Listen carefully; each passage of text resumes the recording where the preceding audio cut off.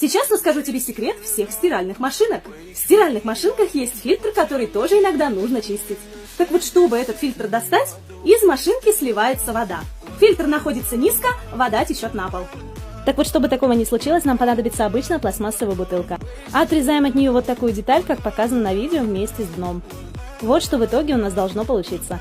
Крышечку с бутылки не снимаем. У каждой машинки есть вот такая вот крышечка внизу. Открываем ее, подстилаем полотенце и подставляем нашу бутылку. А вот эта черненькая штучка, это и есть фильтр. Открываем ее, и вся водичка стекает прямо в бутылку. Промываем фильтр, ставим его обратно. А вот что было в моей машинке. Ужас!